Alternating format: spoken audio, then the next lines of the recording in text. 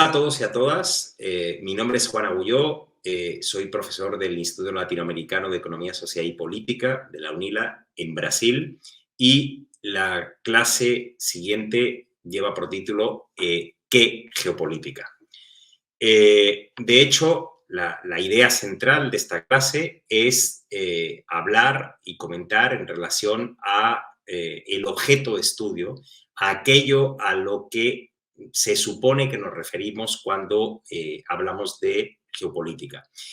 Y la geopolítica tiene un problema central que quizás no tienen tanto otras disciplinas, otros campos de problematización, y es la ambigüedad.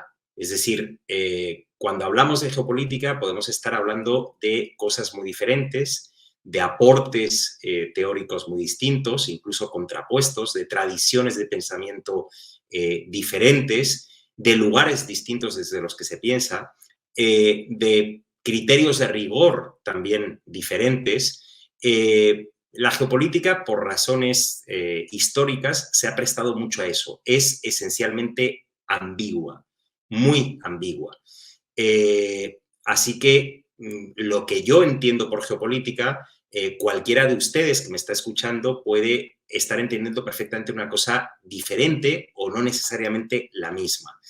Yo he traído aquí, para empezar, y es lo que se está viendo en pantalla en este momento, 4 definiciones de 4 momentos importantes en el desarrollo del pensamiento geopolítico a lo largo del siglo XX, que dan una medida de los conceptos diferentes que puede haber contenidos en cualquier intento de definición.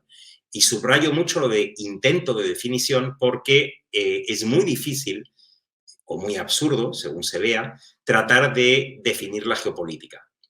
Hay millares de definiciones diferentes. Esto evidentemente ocurre en muchas áreas de estudio, en muchas disciplinas, pero en el caso de la geopolítica es especialmente crítico, es especialmente llamativo, ¿no? Y, repito, puede inducir muchas veces a error.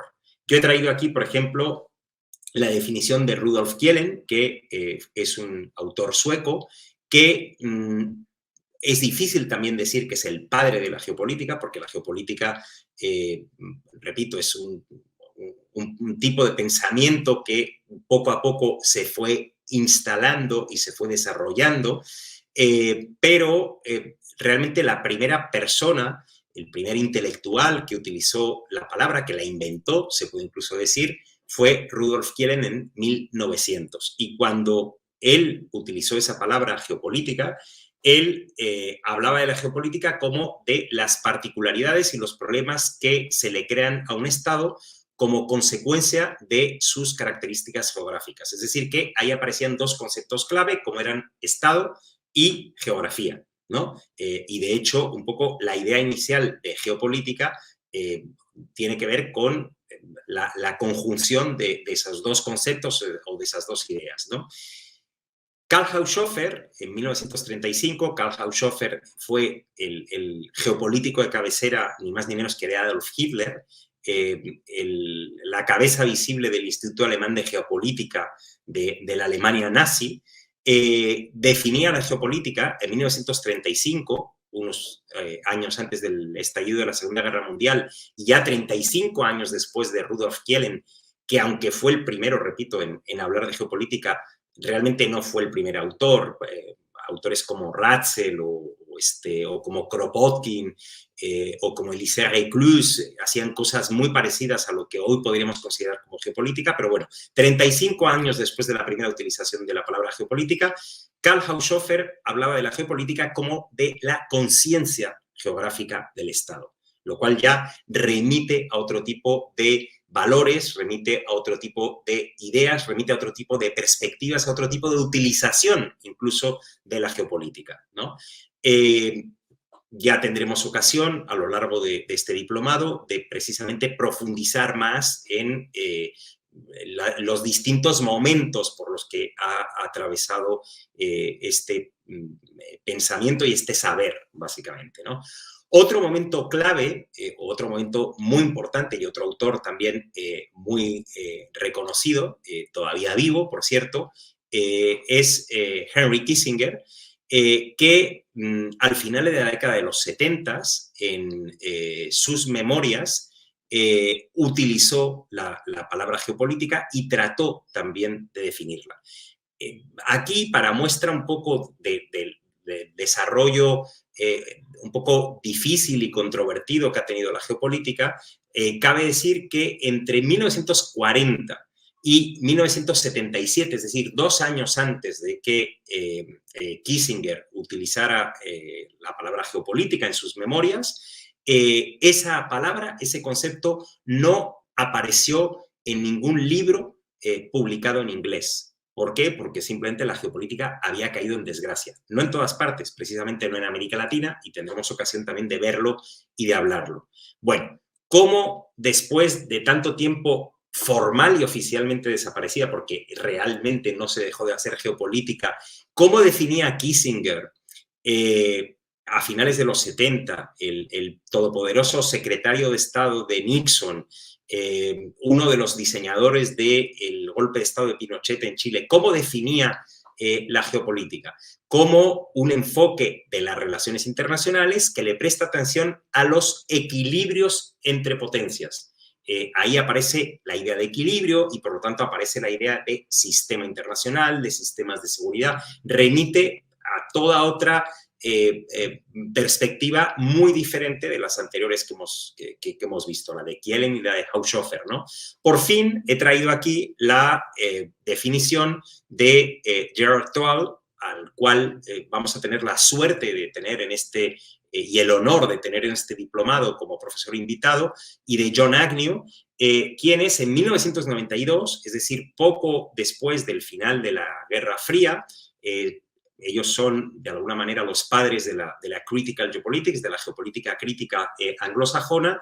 Ellos definieron la geopolítica de una manera completamente rupturista con el periodo anterior, como una práctica discursiva mediante la cual los intelectuales ligados al Estado, ojo, territorializan la política internacional y convierten al mundo en un sistema de representaciones. Aquí aparecen cantidad de conceptos diferentes, ¿no? Colocados por Gerard Toal y John Agnew, y que, mezclados con los anteriores, nos dan una idea de los conceptos tan diferentes y tan contrapuestos que puede haber de la geopolítica, que son los que señalaba al principio de la clase. Repito, con Kielen aparecía la idea de Estado y aparecía la idea de política, un poco difusa. Con Haushofer aparece la idea de conciencia, por lo tanto, de alguna manera, también de voluntad. Con Kissinger aparece la idea de equilibrio y, por lo tanto, de sistema internacional, de sistema de seguridad. Con Toal aparece la idea de práctica discursiva, aparece la idea de territorialización, aparece la idea de sistema de representaciones, es decir, que es, repito, algo rico, complejo y contradictorio. Es muy difícil definir realmente la geopolítica. Si ustedes van a buscar, se meten ahora mismo en Internet y buscan una definición de geopolítica, no van a encontrar una, van a encontrar miles. Y de alguna manera, más o menos, todas podrían ser válidas. Lo que hay que entender es que la definición es muy limitada para entender qué es la geopolítica. La clave interpretativa con la que tenemos que quedarnos es también entender que no solo es difícil de definir, sino que es problemático considerar a la geopolítica como una disciplina, como una disciplina tradicional. Por más que exista esa pulsión, esa intención, esa inercia a veces, considerar a la geopolítica una disciplina es incorrecto, desde luego no consigues expresar el proceso histórico e intelectual de formación de la geopolítica, y además, bueno, tiende a encerrar a la geopolítica en una jaula conceptual aparentemente limitada a las relaciones entre estados, por lo tanto, a lo internacional. Y eso es algo que también, por ejemplo, hoy en día, por ejemplo, está bastante en discusión. Es decir, que la geopolítica no es que no está ligado a lo internacional, pero tampoco es exactamente un sinónimo de relaciones internacionales, ¿no? Sino de otro tipo de cosas, ¿no? Hago un poco de spoiling y digo que de las relaciones de poder proyectadas en el espacio, ¿no? Que no necesariamente tienen que ver con los límites del Estado-nación. Luego, por otra parte, el considerar efectivamente a la geopolítica como una disciplina también puede limitar la enorme potencia analítica que tiene como herramienta de análisis que basa su fuerza precisamente en el cruce de perspectivas, de variables que nos permiten abordar el estudio de determinados fenómenos en términos un poco menos limitados que cuando nos tenemos que ceñir a una disciplina y nos tenemos que ceñir a un instrumental analítico, etcétera, etcétera, ¿no? Por lo tanto, eso es un elemento muy importante a considerar, ¿no? Considerar a la geopolítica como un campo de problematización hay que tener en cuenta que es algo diferente a una disciplina, es muy Foucaultiano esto, ¿no? Cualquiera que haya leído o conozca mínimamente a Foucault habrá reconocido rápidamente el concepto, pues considerar la geopolítica como un campo de problematización contribuye al mismo tiempo a identificarla, en primer lugar, como un saber formado a partir de la contribución de disciplinas, como digo, muy diferentes que problematizan la proyección del poder en el espacio, y como un saber que interpreta, y aquí está claramente presente Foucault, cada momento histórico, y yo añadiría que cada lugar también, en cada momento histórico, en cada lugar, determinadas prácticas o fenómenos de maneras diferentes. Es decir, que aquí se introduce el elemento de relativización también, ¿no? No hay absolutos, no hay, por ejemplo, visiones universales que coincidan solo con una determinada tradición política o cultural o un lugar geográfico determinado. Es decir, que ya esto permite tener un juego de cintura diferente al que nos permite el considerar a la geopolítica como una disciplina o incluso como algo interdisciplinar, ¿no? Porque eso hasta incluso puede no permitir la agilidad que nos permitiría, repito, considerarlo como un campo de problematización. Y lo esencial es que, sobre todo, como acabo de decir antes, lo que nos permite considerar a la geopolítica como un campo de problematización es tener a nuestra disposición herramientas de análisis que son más dúctiles, más prácticas, que se adaptan más a cada caso, que también tienen un riesgo, porque evidentemente el riesgo que hay es el rigor que nosotros podemos tener cuando abordamos algo y que debería de ser el mínimo exigible para efectivamente poder hablar de un pensamiento crítico. Pero, bueno, es muy importante pues, entender por qué o las opciones que nos abre efectivamente el considerar a la geopolítica como un campo de problematización. En términos prácticos, esta concepción a la que me estoy refiriendo nos permite, de hecho, no sujetarnos necesariamente a modelos o incluso reformular categorías o demarcaciones predefinidas, ¿no? ¿A qué me estoy refiriendo? Pues me estoy refiriendo, por ejemplo, a que en el mundo contemporáneo hay un elemento absolutamente central que tiene que ver con la articulación del sistema político internacional y también de los sistemas incluso nacionales, que es el principio de soberanía nacional. Este principio está establecido desde la Paz de Westfalia en 1648 y ha sido enmendado, mejorado, articulado, redefinido, retocado a lo largo de los siglos y a lo largo generalmente de varios tratados internacionales y el último momento realmente importante es el proceso de descolonización, porque eso significó realmente que prácticamente todas las tierras emergidas que hay en el planeta están bajo el control directo de un Estado-nación que ejerce su poder soberano sobre un área previamente definida que a veces genera conflictos, ¿no? Pues bien, el margen de maniobra que nos concede el entender la geopolítica como un campo de problematización significa que para estudiar fenómenos en los que no necesariamente están ligados los estados de manera directa o el problema puede abarcar a más de un estado sin que sean necesariamente relaciones intergubernamentales. Me estoy refiriendo, por ejemplo, a problemas de criminalidad organizada, me estoy refiriendo a cuestiones relacionadas con el cambio climático, me estoy refiriendo a migraciones, etcétera, etcétera, etcétera.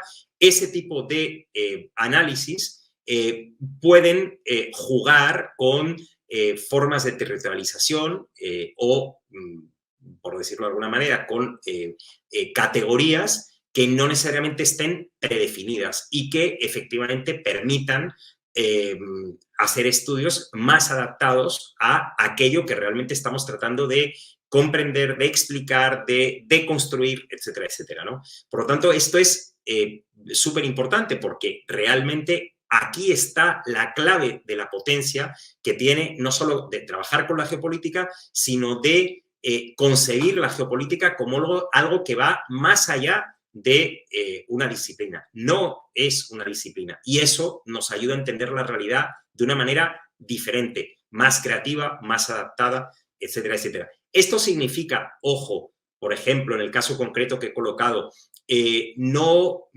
considerar o no reconocer la importancia que tiene central el Estado-nación, no, en absoluto. No significa eso, o sea, no nos engañemos, no estamos diciendo que sustituimos una categoría por otra, estamos diciendo que tenemos la capacidad de hacer recortes y no solo geográficos, que a veces las relaciones internacionales o, en todo caso, perspectivas más disciplinares tienen más dificultad metodológica para realizar. Simplemente eso, y esto no va tampoco en detrimento de ninguna disciplina. O sea, me parece importante que se comprenda que lo que aquí se está tratando es de delimitar, ¿de acuerdo? ¿Qué podemos hacer? Podemos jugar, de hecho, combinando creativamente esas perspectivas diferentes que han ido teniendo y esas, sobre todo, disciplinas diferentes, ahí sí disciplinas, que han ido teniendo aportes a la geopolítica, al pensamiento geopolítico a lo largo del tiempo, a lo largo de la historia. La geografía, la política, la estrategia entendida como una especie de cruce entre las decisiones políticas y el ejercicio de actividades militares, las ciencias sociales, desde luego, la economía, incluso la cultura, etcétera, etcétera, ¿no? Es decir, podemos combinar, pero no estamos necesariamente obligados siempre a hacer el mismo tipo de combinación para entender siempre el mismo tipo de fenómeno. Es decir, si nosotros analizamos la ampliación del Canal de Panamá o la migración hacia la frontera sur de Estados Unidos o, no sé, los yacimientos de litio en América Latina o las inversiones chinas en América Latina o las cadenas de valor que atraviesan nuestra región, pues necesitaremos unas herramientas y unas perspectivas y en otros casos otras diferentes. Es decir, esa es la ventaja que tenemos al tener una concepción más dúctil de lo que es la geopolítica. Para mí el ejemplo, y lo he colocado en la diapositiva que está en imagen, el ejemplo más claro que puede haber al respecto, por ejemplo, son las fronteras. Ha evolucionado mucho el concepto, la idea y sobre todo la discusión internacional que hay alrededor de las fronteras. Tradicionalmente, en un mundo que está sistematizado y organizado alrededor de las fronteras, básicamente porque está sistematizado y organizado alrededor del principio de soberanía nacional, la idea tradicional de frontera estaba muy ligada a un espacio concreto, el que todos tenemos en mente, aquel por donde pasa una línea que casi visualizamos y naturalizamos como si fuera algo normal, aunque no existen fronteras naturales, existen fronteras naturalizadas, que es distinto, y un espacio en el que puede haber una bandera, una barrera, un policía, un pasaporte, un no sé qué, Y, sin embargo, hoy en día la concepción, a partir de la utilización de herramientas muy parecidas a las que estoy planteando que se tiene de una frontera, es como de un tipo de práctica social, ¿ok?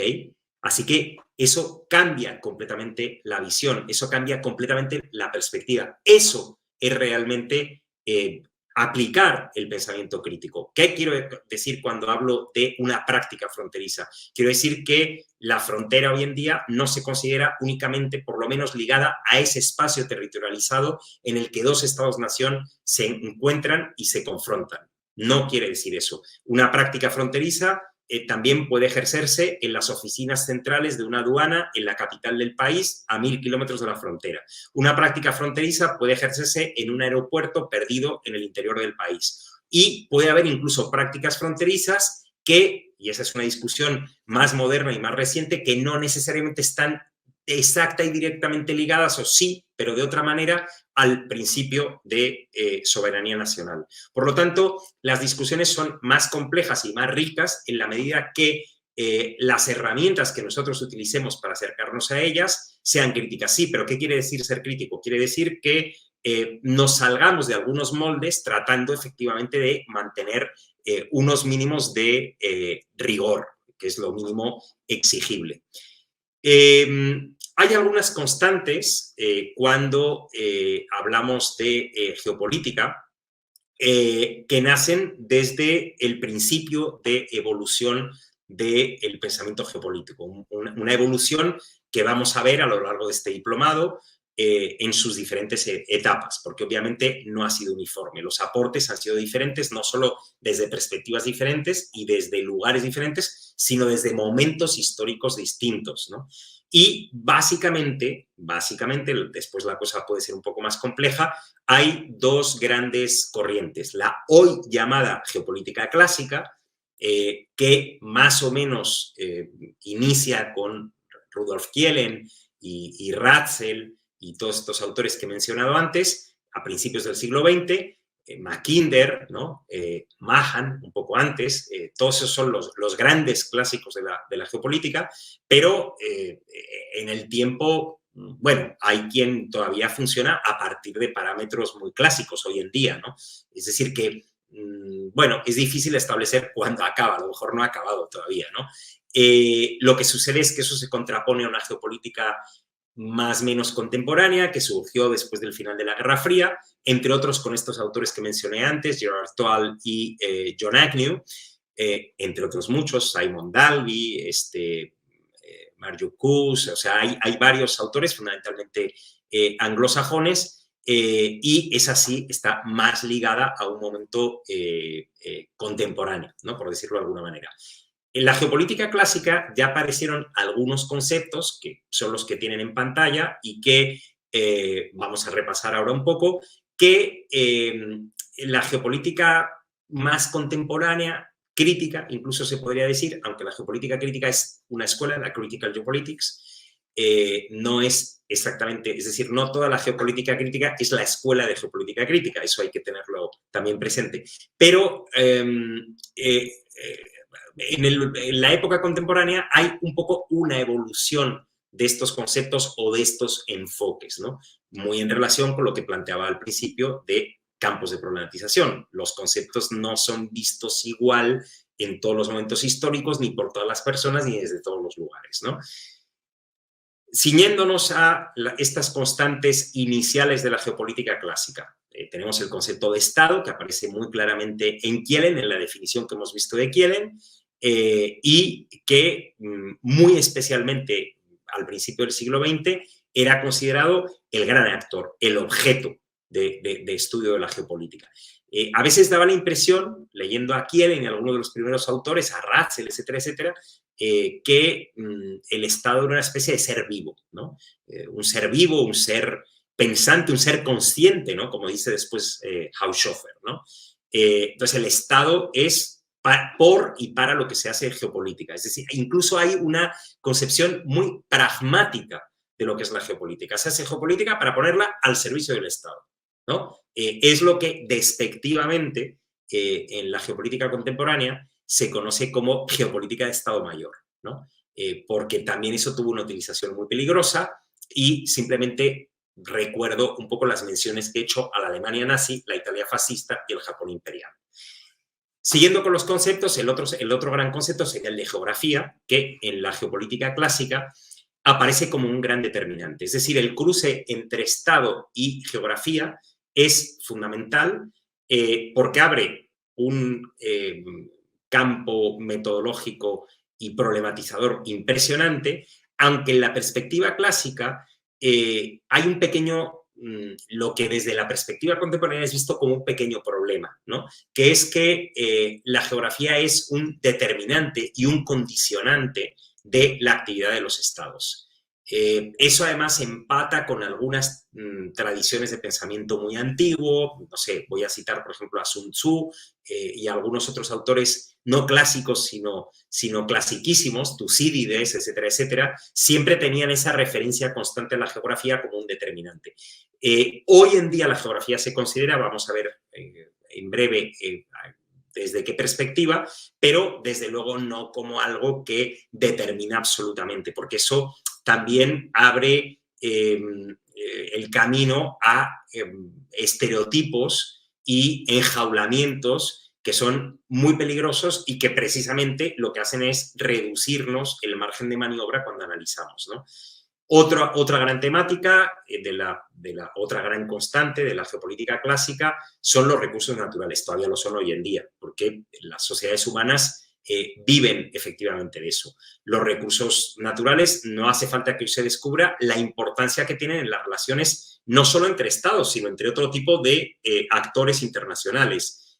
No hay que pensar, o sea, no hay que ir más lejos, sino pensar el impacto tremendo que está teniendo a partir de la guerra en Ucrania, todo el incremento de precios del petróleo y del gas natural y la alteración terrible que eso está suponiendo en las relaciones internacionales. Eso ha sido siempre así y tan ha sido siempre así que de hecho la geografía, no la geopolítica, en el siglo XIX, hacia 1820, 30, cuando fue disciplinada, mucho por influencia de las sociedades geográficas que había en los países fundamentalmente coloniales, Alemania, en Inglaterra, en Francia, la geografía nació precisamente, o se disciplinó, se intentó disciplinar precisamente por influencia o por presión o por consejo o por sugerencia de a veces incluso grandes empresarios que tenían intereses en determinado tipo de recursos y saber, recursos naturales generalmente, y saber dónde se encontraban y dónde los podían importar a mejores precios y dónde podían conseguir materias primas y dónde, etcétera, etcétera, etcétera, que es la base incluso de cómo funciona el moderno sistema internacional. Entonces, eso también es muy importante considerar porque incluso hoy en día los recursos son otra constante clave. La soberanía, lo mencioné también en esta clase, es el principio que rige y articula las relaciones internacionales y no se diga cuando se consideraba prácticamente que el Estado era el objeto de la geopolítica. Es que era un principio y un concepto básico que aparecía por todos lados, disfrazado de frontera o disfrazado de lo que fuera. Pero realmente las prácticas soberanas eran algo que eran un objeto de análisis prioritario prácticamente, ¿no? Luego hay otra serie de conceptos que siempre han estado ahí, que han aparecido más o menos tarde, pero que están, como el concepto de interés, o sea, los intereses políticos, intereses nacionales, intereses, ¿no? Las influencias, ¿no? El poder y un poco la influencia que determinados estados ejercían. Yo me remito simplemente a que mucha de la presencia colonial, por ejemplo, de los europeos en África fue a través de los llamados protectorados, ¿no? No creo que hay palabra más paternalista que eso. Y luego, desde luego, también otras palabras o otros conceptos que son geopolíticos por antonomasia es la idea de conflicto, que esto está, por supuesto, compartidísimo con las ciencias sociales, con la sociología, ¿no? Con la ciencia política también, y la idea de seguridad. que es algo que tuvo un desarrollo muy grande precisamente a partir de más o menos la década de los 70 y de un autor como el que he mencionado, Henry Kissinger, ¿no? Y que hoy en día también ha tenido una evolución, es decir, no se piensa de la misma manera. De hecho, la geopolítica contemporánea reformula un poco estas constantes a las que estoy haciendo referencia. En lugar de Estado, por ejemplo, hay una práctica, porque hay textos efectivamente que hacen referencia de manera más explícita a estas cosas, pero también hay textos que lo hacen de una manera más implícita. La idea de poder, por ejemplo, empieza a sobreponerse y a convivir un poco con la idea de Estado. Es decir, sí, hay estados, pero hay otros actores que pueden tener una importancia muy grande en las relaciones de poder que se ejercen a escala internacional. Estoy pensando en la ONU, estoy pensando en empresas multinacionales, etcétera, etcétera. La geografía, por ejemplo, poco a poco se va despojando y desprendiendo de ese determinismo que caracterizaba a la geopolítica tradicional y va apareciendo más la idea de espacio, ¿no? Que es una idea mucho más abierta, mucho más dúctil, no necesariamente territorializada, porque hay también ahí cierta aparición de la idea de territorio, ¿no? Pero la idea de espacio, que está muy trabajada también por algunos autores dentro de la geografía, es una idea mucho más amplia y que permite hacer presentes recortes que la idea del mundo, la idea del mapamundi que tenemos todos en la cabeza, con las fronteras nacionales del país en el que vivimos y las provinciales y no sé qué y tal, nos dividen y nos estructuran el mundo y nos estructuran también la cabeza. Y la idea de espacio nos la debería abrir y nos debería permitir hacer otro tipo de recortes y otro tipo de enfoques. La idea de recursos, por ejemplo, evoluciona un poco hacia una idea de ecología, ¿no? O de ambiente, si se quiere de alguna manera. Es decir, los recursos naturales siguen teniendo una importancia central, pero la naturaleza aparece cada vez más, y eso sobre todo a partir del inicio ya del siglo XXI, empieza a aparecer no de una manera explícita y abiertamente geopolítica, pero cada vez la geopolítica se está acercando más de eso y cada vez empieza a haber más títulos y más papers y más cosas producidas alrededor de esto, como un actor más, prácticamente, y como un elemento más que debe ser considerado. Habrá clases al respecto, pero en este diplomado, pero es muy importante tener en cuenta que por ejemplo, hay toda una discusión en relación a la soberanía ecológica, al Green State, a algo que si no se está anterior a la soberanía nacional, medio que compite con ella y está ahí presente, etcétera, etcétera. Y es una discusión muy controvertida y, por ejemplo, muy importante para América Latina, ¿no? Porque tiene grandes recursos naturales y también tiene un ambiente absolutamente privilegiado. Pensemos nada más en la Amazonia, por poner un solo ejemplo. Pero en América Latina hay varios de los espacios, creo que son 3 o 4 de los mayores espacios biodiversos del mundo, ¿no? Entonces, imagínense si eso no tiene importancia y trascendencia. Después, bueno, por ejemplo, hay una idea más amplia de la soberanía que tiene que ver con esto que estoy diciendo. La idea de interés, pues, se relaciona mucho con la idea de territorialización y una territorialización que, pues, ya no tendría una paternidad necesariamente tan estatal. Se considera y se reconoce que hay otros actores que tienen capacidad de territorializar, actores estatales y no estatales, ¿no? Esto, no sé, hay grandes áreas de países. Bueno, lo primero es que hay failed state, ¿no? O sea, estados fallidos, pero en los que hay grupos que controlan, pero hay estados no fallidos que no controlan áreas, por lo que sea, porque son áreas muy extensas, porque hay una guerrilla, porque hay una multinacional que realmente es la que organiza, estructura, articula la vida en ese lugar y le da un sentido y le da un sentido determinado, y a veces hasta se habla un idioma distinto, ¿no? En una explotación minera o no sé, cosas de este tipo. Entonces, esta idea también evoluciona. pongo aquí un poco la evolución de la idea de influencia hacia la idea de discurso. Sí, la idea de discurso es una idea, como se ha visto cuando mencioné a Toal y a Agnew, que aparece con mucha fuerza, ¿no? Y Toal lo dice en un texto en los años 90, habla precisamente de la importancia que tienen las representaciones, de la importancia de entender la geografía como geo, tierra, y grafía, escribir sobre la tierra. Es decir, hay toda esta elaboración de discursos sobre el espacio que, por ejemplo, el pensamiento decolonial aplica y describe muy bien Edward Said en orientalismo. No solo hay un orientalismo de Medio Oriente, hay visiones estereotipadas de muchas partes del mundo, incluyendo del norte, ¿no? No sé si saben, por ejemplo, que hay un pensamiento decolonial mediterráneo, fundamentalmente centrado en Italia, ¿no? Es decir, tenemos visiones muy estereotipadas de muchas partes del mundo, que, por cierto, en este diplomado vamos a tratar de limitar en África, en Asia, ¿no?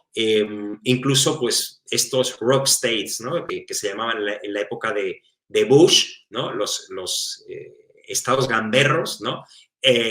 Traducido al español, bueno, pues labran una forma de entender y de ver el mundo y nos condicionan también cuando vemos ciertos estados. Aquí, en América Latina, pues lo podemos tener muy claro los casos de Cuba y Venezuela. Uno puede estar a favor o en contra, pero hay toda una línea explicativa que puede condicionar nuestro entendimiento de determinado tipo de realidades, ¿no? Incluso si a lo mejor lo que estamos analizando son cosas más elementales como la deforestación en la Amazonia venezolana.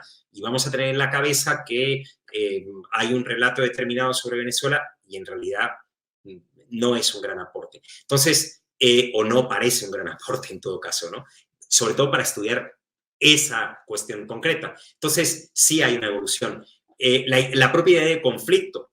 Ahora, por ejemplo, con la guerra de Ucrania se está viendo muy claro cómo los conflictos modernos son ya de un carácter totalmente híbrido. Es decir, ahora mismo hay un frente de batalla clarísimo en Ucrania, lamentablemente, y por otra parte, como en casi toda guerra, hay un frente también mediático, pero hay, por supuesto, un frente económico y el campo de batalla trasciende con muchísimo el territorio de Ucrania, ¿no? Esa idea de hibridad, precisamente, es una cosa que está ya instalada hace mucho tiempo en las formas más críticas de geopolítica. Y luego, bueno, la idea de seguridad, que también es más amplia, se le han tratado de hacer más aportes. Ahora ya no hay una relación exclusiva entre seguridad y equilibrio de fuerzas, sistema de seguridad pública, etcétera, etcétera, sino que hay también ideas de seguridad alimentaria, seguridad social, que también permiten tener otras visiones de los fenómenos geopolíticos. Las migraciones, por ejemplo, son un fenómeno geopolítico y tienen que ver con muchas cosas y con muchas ideas de seguridad, pero también con una idea de seguridad social, ¿no? Así que va un poco por ahí. Bueno, ¿qué exigencias tenemos en esta concepción más fluida, más flexible de la geopolítica? El requisito fundamental para hablar de una geopolítica crítica, y esto creo que hay que dejarlo muy claro, como por otra parte en cualquier disciplina que se pretenda científica y que pretenda tener una autoridad y pretenda trascender un poco un nivel de conversación más retórico, es el rigor. Y de hecho, por ahí es donde vino el quiebre en el pensamiento geopolítico después de la Guerra Fría. Por ahí es donde se estableció esa diferencia entre la geopolítica clásica y la geopolítica contemporánea. El rigor metodológico es fundamental y es un parteaguas. Y ojo, porque precisamente ahí está el problema de la ambigüedad que yo señalaba al principio de esta clase. El problema de la ambigüedad es que lo que podemos estar a veces es no solo teniendo comprensiones, entendimientos diferentes de lo que es la geopolítica, sino comprensiones, entendimientos que no necesariamente son muy rigurosos. Incluso aquellos que se presentan como más rigurosos, incluso aquellos que se publican en revistas o en editoriales o en webs, ¿no? De teóricamente mucho prestigio. Por lo tanto, el rigor es un principio fundamental. El planteamiento central es de construir discursos que explican el mundo o que tratan de explicar el mundo o que han tratado de explicar el mundo que a nosotros nos permitan reinterpretar la realidad en términos diferentes y sin miedos y sin estereotipos y sin requisitos previos y sin exigencias, ¿no? Eso también es una forma de honestidad académica e intelectual. Yo he querido traer aquí, y lo tienen en pantalla, una cita concreta de Gerard Toal de 1996 en el que define la geopolítica crítica y creo que él expresa, mejor de lo que lo he podido hacer yo, que entiende él por geopolítica crítica. Y dice, estoy leyendo, la geopolítica crítica no debe ser entendida como una especie de teoría general de la geopolítica o como una negación de la misma. Es una aproximación que busca contextualizar, deconstruyéndolos aquellos fenómenos y o conocimientos que se analizan. Esa es un poco la idea. Es decir, la geopolítica crítica o la idea de geopolítica crítica que existe en la propia Critical Geopolitics no es una idea de sustitución, no es una idea de que todo lo que la geopolítica clásica hizo o hace no tiene validez, sino que debe ser reinterpretado, discutido y no reconocido como casi una verdad revelada. O sea, no estamos ante la Biblia, porque nos lo esté diciendo el Foreign Policy, por decir, ¿no? Que es una revista muy conocida. Una revista de divulgación, por otra parte, ¿no? De relaciones internacionales.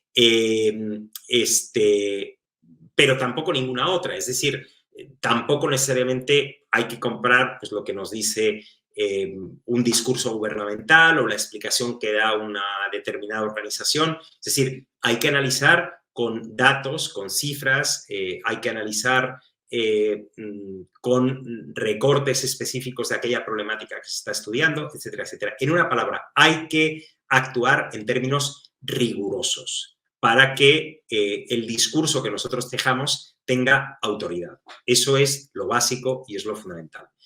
¿Cuáles son los retos para la geopolítica y una geopolítica vista y hecha y planteada desde América Latina? Yo coloco aquí en primer lugar el título de un libro muy famoso que también se publicó justo después de ese periodo en el que la geopolítica o la palabra geopolítico entró en crisis, que es de un gran autor francés de referencia, un gran autor en la historia del pensamiento geopolítico, llamado Yves Lacoste, ¿no? O sea, la géographie, ça sert d'abord à faire la guerre. O sea, la geografía sirve para empezar para hacer la guerra. Ese es el título de un libro, de un ensayo en realidad, un ensayo muy provocador de Lacoste. Y lo que yo quiero resaltar con ese título que siempre fue tan llamativo y que siempre fue tan atractivo, es que la geografía siempre fue disciplinada desde el principio. El punto de partida de la geografía moderna es que fue disciplinada por las sociedades geográficas y sirvió al asentamiento de los estados-nación, al expansionismo, al colonialismo, por supuesto que sirvió muchísimo al colonialismo, y eso le hizo sumirse, le hizo caer en una profunda crisis académica, intelectual y política.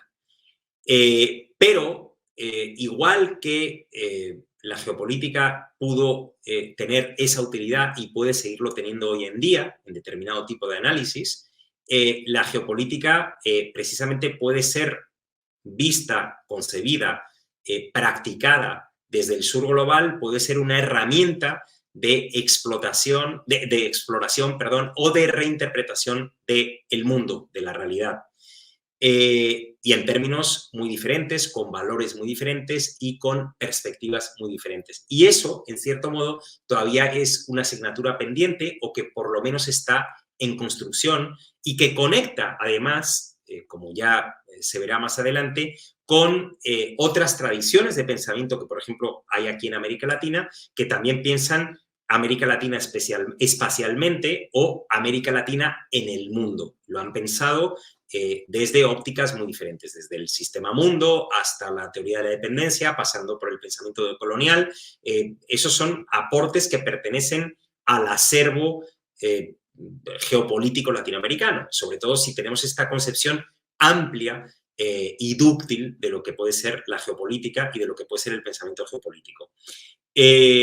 Otro elemento fundamental, otro que considero un gran reto, es desde la perspectiva y desde el momento histórico de la crisis ambiental que padecemos, que a veces parece que nos olvidamos de ella, es que puede haber otras maneras también de pensar el espacio desde lo ambiental, desde la naturaleza, desde los recursos naturales. Y ahí yo creo que también desde el sur global, que es un gran aportador de commodities, de materias primas, y que prácticamente mueven al mundo, la geopolítica puede y debe ser pensada de otra manera. Hay mucho campo de trabajo y ese es, de hecho, el mensaje con el que me gustaría concluir esta clase, que abre un poco el campo a el trabajo posterior que vamos a hacer a lo largo de todo este diplomado, tratando de proporcionarles las herramientas necesarias para que de una manera sistematizada, articulada, comencemos a trabajar las relaciones o la proyección del poder en el espacio, especialmente aquí en América Latina, pero también de América Latina en el resto del mundo, a partir de otro tipo de perspectivas, otro tipo de reflexiones, otro tipo de relaciones e incluso otro tipo de autores. Y coherentemente con esto, concluyo ya definitivamente con una pequeñísima selección que he querido hacer aquí de algunos textos que considero clave, que considero muy importantes y que, desde luego, su espíritu está recogido en esta clase, pero incluso, bueno, van muchísimo más allá, por supuesto. Y que son textos, por cierto, que, si no me equivoco, la mayoría, creo que todos no, pero la mayoría no están traducidos ni al español ni al portugués. Y que creo que sería importante que en América Latina fuéramos conociendo. No para hacer lo que se hacía en los años 30 y en los años 40, incluso cuando ya la geopolítica estaba en crisis en el resto del mundo por haber sido utilizada por el nazismo y el fascismo, ¿no? Sino que lo que se hacía era que se importaban los autores clásicos y con esa mentalidad clásica y con esas visiones eurocéntricas se aplicaba aquí en América Latina, ¿no? Estoy pensando en algunos autores como Olvery, aquí en Brasil, o como Mario Travassos, en fin, algunos que son clásicos verdaderamente y que son muy importantes y que algunos de ellos los vamos a leer, pero que simplemente aplicaban los mismos esquemas acá. Yo creo que estos autores, lo que es importante es tenerlos en consideración, pero para tratar de quedarnos con sus métodos, que son extremadamente sugerentes precisamente para entender nuestra propia realidad de otra manera, pero no ya para tratar de hacer transposiciones como las que, repito, se hacían hace 70, 80 años en América Latina. Bueno, estos autores, algunos son Marc Monnier, su libro How to Lie with Maps, cómo mentir con los mapas, es un libro excelente. Él formalmente no forma parte de la geopolítica crítica, pero verdaderamente es un libro que recomiendo, porque resalta mucho pues simplemente lo crédulos que se tiende a ser en relación a los mapas, cuando a veces somos muy incrédulos en relación a los textos, ¿no? Entonces, nuestra guardia crítica baja cuando tenemos un mapa delante, ¿no? Es un libro excelente. Ozo Atay, lo vamos a tener aquí como profesor invitado, Critical Geopolitics, Geopolítica Crítica, es un libro fundacional de la geopolítica crítica, que no está traducido y que hay que leer, es básico, es un libro básico para entender los parámetros básicos con los que se funciona, yo no diría en el mundo anglosajón, sino en inglés. Hay que recordar que el inglés no solo es la lengua materna de Estados Unidos y de Gran Bretaña, también los de Sudáfrica, también se habla mucho, se habla mucho en Sudáfrica, se habla mucho en la India, también es la lengua materna de Australia, también es de Nueva Zelanda, también de Canadá. Es decir, y luego hay muchos países, ¿no? Incluso en América Latina, Jamaica, Guyana, etcétera, etcétera, que utilizan como lengua vehicular el inglés. Y hoy en día la mayor parte de las discusiones académicas ocurren en inglés. Por lo tanto, este es un libro que se lee en latitudes muy diferentes y que hay que tener muy en cuenta. Luego menciono aquí el libro de David Slater, que se llama Geopolitics and the Postcolonial, o sea, geopolítica y postcolonialidad, que también es un libro cenital y sobre todo para el tipo de interés académico que hay hoy en día en América Latina. Este libro puede ser mejor o peor, más o menos criticable, pero es un libro fundamental para empezar a tejer una discusión pendiente. Sloan y Gray tienen la lectura de Why Geopolitics, que de hecho es la lectura que yo he colocado como relacionada con esta clase. No es exactamente de lo que he hablado, no necesariamente yo coincido con todo, pero son los primeros que se plantearon esta pregunta de qué geopolítica, ¿no? De qué geopolítica estamos hablando o de qué hablamos cuando hablamos de geopolítica. Y por último, un texto que a mí me gusta mucho de Henk van Otum, que es un autor holandés que publica fundamentalmente en inglés, es un texto de 2005 y se llama The Geopolitics of Borders and Boundaries, ¿no? La geopolítica de las fronteras y los límites, ¿no? Más o menos se traduciría así en español. Y es un libro excelente porque las fronteras son uno de los grandes temas de la geopolítica y él profundiza en esa cuestión y él incluso se hace preguntas extremadamente pertinentes de ¿para qué sirven las fronteras? ¿Para qué están las fronteras? Es decir, cuestiona de una manera crítica. Y con eso es con lo que me quiero quedar. Este es el mensaje fundamental de esta clase. Si la geopolítica no sirve para cuestionarnos el mundo, la geopolítica no sirve. Gracias a todos y a todas.